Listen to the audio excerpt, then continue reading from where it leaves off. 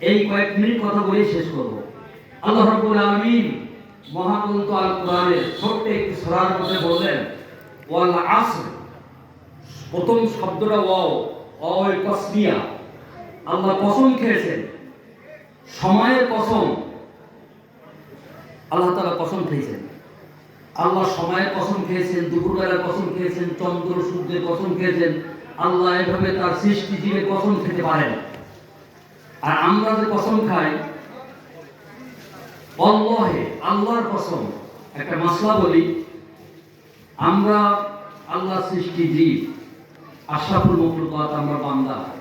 আমরা যখন কসম খাবো, যেটাকে বাংলায় কিরি কাটা বলে, এটা আল্লাহর নাম ছাড়া অন্য কোনো নামে কসম খাওয়া আমাদের জন্য জায়েজ নাই।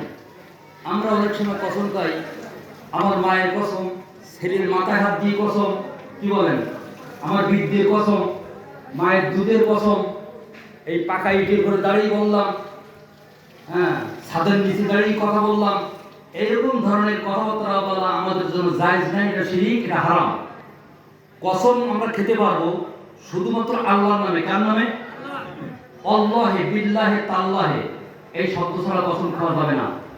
মায়ের নামে, কবরের নামে, আব্বার নামে, আমার বিদ্যার নামে, অন্য কোনো নামে কসম খাওয়া জায়েজ নাই। সম্মানিত দিনী সাথী ভাইরা, আল্লাহ রাব্বুল আলামিন এখানে কসম খাইলেন সময়ের কসম, ওয়াল আসরের, পড়ন্ত বেলায় আসরের কসম, সময়ের কসম। কথাটাকে আল্লাহ কসম খেলেন কেন? গুরুত্ব বোঝানোর জন্য। আমরা কসম খাই, আল্লাহ, আল্লাহর কসম আমি এই কাজ করি নাই, বা এই কাজে এই অবস্থা। কথার গুরুত্ব বোঝানোর জন্য আমরা কসম খাই। এই কথার গুরুত্ব বোঝানোর জন্য আল্লাহ কসম খেয়েছেন, কিরি কেটেছেন। কি কিরি কাটলেন আল্লাহ? সময়ের কসম। সময় বড় গুরুত্বপূর্ণ, সময় বড় দামি, সময় দ্রুত ফুরিয়ে যাচ্ছে। পড়ন্ত বেলায় একজন বড় বলা এক তফসিরকারক তিনি লিখেন যে সময়ের কসম আমরা কেন খাইলেন বুঝতে পারলাম না। এক বড় বলার কাছে আমি সময়ের কসমের ব্যাখ্যা বুঝলাম। কি? এক বড় বলা চিৎকার দিয়ে বলছে, কি আছো ভাই, আমার বরফটা একটু কিনে নাও, নচেৎ আমার পুঁজি করে দাও। পুঁজি করে যাচ্ছে, অল্প কিছু বরফ আছে, যদি কেউ না কেনে তো পুঁজি করে যাবে। এই বড় বলা, এই চিৎকার থেকে আমি বুঝলাম আল্লাহ কেন সময়ের কসম খাইলেন। আমাদের পুঁজি করে যাচ্ছে না, কি বলেন? আল্লাহ সময় আমাদের জন্য দিয়েছেন 70 বছর, 60 বছর, 50 বছর, যার হায়াত, আস্তে আস্তে আস্তে আস্তে আমাদের পুঁজি করে যাচ্ছে কিনা বলেন? পড়ন্ত বেলায় আসরের সময় দাড়ি পেকে গেছে, দাঁত পড়ে যাচ্ছে, কি বলেন, শরীরের সব অর্গানগুলো এখন ঠিক নাই, অচল হয়ে যাচ্ছে। আগের মতো শক্তি আর আছে এখন না। সময় ফুরিয়ে যাচ্ছে, পুঁজি গলে যাচ্ছে। এই জন্য আল্লাহ রাব্বুল আলামিন সময়ের কসম খেলেন। সময়ের গুরুত্ব দেওয়ার জন্য আল্লাহ বললেন, একটা পরীক্ষা হলে ছাত্র যদি 3 ঘন্টা সময়, পরীক্ষা হলে ছাত্র পরীক্ষা দিচ্ছে, প্রশ্নের উত্তর না লিখে যদি সময় অযথা নষ্ট করে, সঠিকভাবে উত্তর লিখছে না, কলম গালে দিয়ে বসে আছে, এদিক ওদিক তাকাচ্ছে, অযথা সময় নষ্ট করলে যে ছেলেটা পরীক্ষার খাতায় উত্তর যথাযথভাবে দিল না, এই ছেলেটি পাস করবে? করবে না। যুক্তিতে বলে সে ফেল করবে। আল্লাহ রাব্বুল আলামিন যে সময় দিয়ে দুনিয়ায় আমাদেরকে পাঠিয়েছেন, এই সময়ের গুরুত্ব দিতে হবে। যদি অযথা সময় নষ্ট করে ফেলি, সময়ের গুরুত্ব না দেই, তাহলে আমরা পরীক্ষায় ফেল করব, কিয়ামতের দিন পরীক্ষায় পাস করতে পারবো না। সম্মানিত প্রধান অতিথি উপস্থিত হয়ে গেছেন, আসন গ্রহণ করেছেন। আমরা মূল্যবান কথা শুনবো মুহতারামের কাছ থেকে।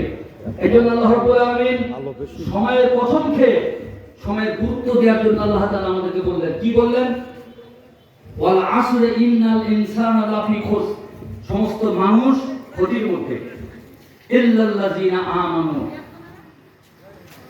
কয়েক শ্রেণী ছাড়া, যারা ঈমান এনেছে আল্লাহর উপরে, ওয়া আমিলুস সালিহাত, সৎ কাজ করেছে, ওয়াতাওয়াসাউ বিল হক, পরস্পর হকের উপদেশ দিয়েছে, পরস্পর ধৈর্য ধারণ করার উপদেশ দিয়েছে। 4টি কাজ যারা করেছে তারা ছাড়া সমস্ত মানুষ ক্ষতির মধ্যে। প্রথম নম্বর কাজ হচ্ছে ঈমান আনা। কি আনা? ঈমান আনা। ঈমান মানে বিশ্বাস করা, মুখ দিয়ে বলা আর কাজের মাধ্যমে প্রকাশ করা। শুধু মুখ দিয়ে বললাম আল্লাহ আছে, আল্লাহ আমার সৃষ্টিকর্তা, আল্লাহ আমার রিজিক দাতা মুখ দিয়ে বললেই শুধু ঈমান আনা হবে না, অন্তর সেটা লালন করতে হবে এবং কাজের মাধ্যমে প্রকাশ করে দিতে হবে। মুখে বললেই ঈমান হবে না। হযরত আদম আলাইহিস সালামকে সৃষ্টি করার পরে আল্লাহ ফেরেশতাদেরকে বললেন, ইবলিস সহ তাদেরকে বললেন তোমরা সিজদা করো, সম্মান করো। সবাই সিজদা করলো, ইবলিস সিজদা করলো না। ইবলিস সিজদা করলো না। আল্লাহ রাব্বুল আলামিন ইবলিসকে ডেকে বললেন, হে ইবলিস, মা মানাকা আল্লাহ তাসজুদা ইজ আমারতা। হে ইবলিস, আমি তোমাকে আদেশ করলাম সিজদা করতে, কে তোমাকে এই সিজদা করতে বারণ করলো, মানা করলো, কিসে বাধা দিল? ইবলিস বলছে, কওয়ালা ইবলিস বলছে, হে আল্লাহ, আনা খায়রুম মিনহু, আমি আদমের থেকে উত্তম। খলাকতানি মিন নার, আমাকে সৃষ্টি করেছেন আগুন দিয়ে, ও খলাকতাহু মিন তিন, আদমকে সৃষ্টি করলেন আপনি মাটি দিয়ে। অতএব মাটি নিম্নগামী অন্ধকার, আগুন ঊর্ধ্বগামী, আগুন আলো। এই আগুন হয়ে মাটিকে আমি সিজদা করতে পারি না, এই অলৌকিক আদেশ আমি মানতে পারি না। সূরা আরাফ, সূরা আরাফের মধ্যে একটা আসছে, ইবলিস সিজদা করে নাই, যুক্তি দেখালো, আল্লাহর আদেশকে অমান্য করলো। আল্লাহ রাব্বুল আলামিন বললেন কি, আবা ওয়াস্তাকবারা ওয়া কানা মিনাল কাফিরিন, তুমি অহংকার করেছো, অস্বীকার করেছো আমার আদেশ, তুমি কাফের হয়ে গেলে। আল্লাহর আদেশ অস্বীকার করার কারণে, অহংকার করার কারণে ইবলিস কি হয়ে গেল? কাফের হয়ে গেল। আল্লাহ রাব্বুল আলামিন বললেন বেরিয়ে যাও। ইবলিস তখন বলছেন, আল্লাহর কাছে আবেদন করলেন যে আল্লাহ রব্বি। ইবলিস আবেদন করছে কার কাছে? আল্লাহর কাছে। রব্বি ফানজিরনি ইলা ইয়াউমি ইউবাসুন, সূরা ইউনূস। হে আল্লাহ, আমি তো কাফের হয়ে গেলাম, চলে গেলাম, অভিশপ্ত হলাম, আমার একটা আবেদন। আবেদন করছে কার কাছে? আল্লাহর কাছে। আমাকে অবকাশ দিন, হায়াত দিন কিয়ামত পর্যন্ত। ইবলিস, মিস্টার ইবলিস আল্লাহকেও বিশ্বাস করে, পরকালকেও বিশ্বাস করে। আবেদন যদি বিশ্বাস না করতো তো আল্লাহর কাছে আবেদন করতো? আল্লাহর কাছে আবেদন কোন সুবিধা? রব্বি ফানজিরনি ইলা ইয়াউমি ইউবাসুন, হে আল্লাহ, তুমি আমাকে অবকাশ দাও কিয়ামত পর্যন্ত। এই ইবলিস আল্লাহ বিশ্বাস করে, পরকাল বিশ্বাস করে। ইবলিস কি এক নম্বর ইমানদার হবে? কেন? সেটা আল্লাহ বিশ্বাস করে, পরকাল বিশ্বাস করে। বিশ্বাস করলেই ইমানদার হওয়া যায় না। আল্লাহর নির্দেশ, আল্লাহর আদেশ, নিষেধ মেনে চলতে হয়।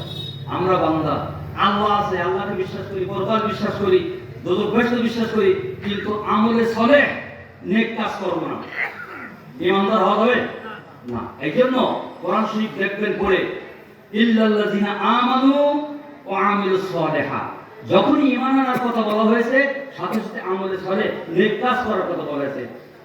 ঈমান এবং আমলে সলেহ একটা মুদ্রার এপিঠ ওপিঠ। আমলে সলেহ বাদ দিলে ঈমান পঙ্গু, আর ঈমান বাদ দিলে আমলে সলেহ বাতিল। অতএব ঈমানের সাথে আমলে সলেহ না করা পর্যন্ত, নেক কাজ না করা পর্যন্ত, কাজে পরিণত না করা পর্যন্ত এই ঈমানের কোনো দাম নেই। এই জন্য দুটো সম্পর্কিত। কথায় কথায় আমানু ওয়া আমিলুস